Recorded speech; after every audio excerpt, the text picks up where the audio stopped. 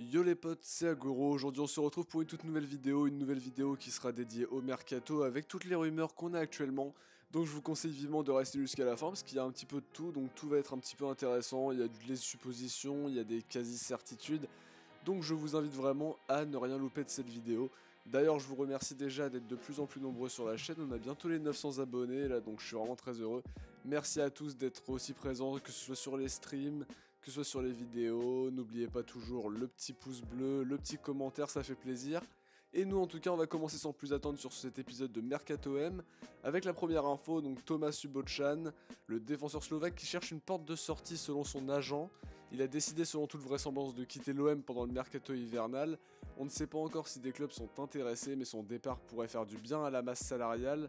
Il a un salaire de 155 000 € par mois pour un joueur considéré non pas comme la doublure d'Amavi comme Garcia le prétendait, mais comme la doublure de la doublure, donc ça fait peut-être un petit peu beaucoup. Au rang des indésirables aussi, nous avons Grégory Sertic qui pourrait quitter l'OM. Alors des clubs étaient intéressés comme le FC Nantes, que je vous en avais parlé dans un des épisodes précédents. Le problème portait donc sur son salaire un petit peu élevé, mais l'OM envisage de l'inclure dans le transfert de Lucas Lima. L'opération serait alors de céder Sertic à Nantes avec 5 millions d'euros en plus pour s'offrir Lima. Affaire à suivre. L'OM sur le rang des arrivées serait également en concurrence avec l'AS Monaco pour s'offrir le jeune gardien guingampais de 18 ans, Dominique Youfegan, qui est toujours sous contrat stagiaire avec le club breton. Des clubs anglais comme Leicester ou Liverpool seraient également sur le coup. Alors maintenant on vient au gros dossier, donc pour le dossier Balotelli, l'OM semble toujours avoir la main dans ce dossier.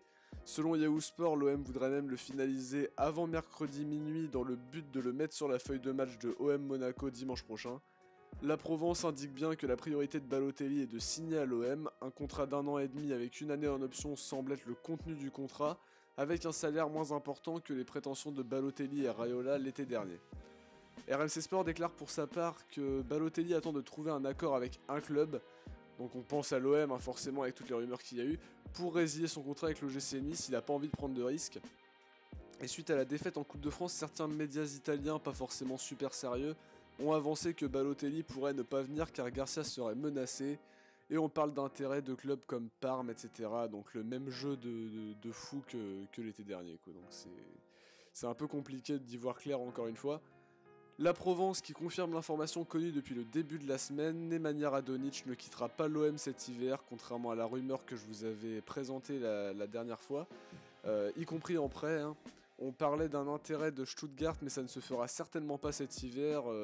Les dirigeants ont encore confiance en les talents du joueur, donc normalement ils vont le garder.